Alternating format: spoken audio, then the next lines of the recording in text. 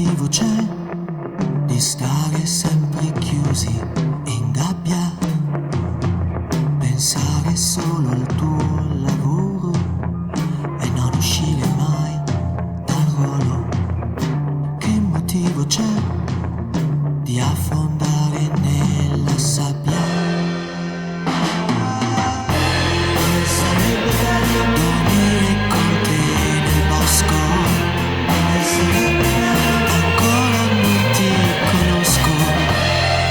Sarebbe bello io e te a svaliggiare i banchi. Perché restare a casa se c'è tanto da fare?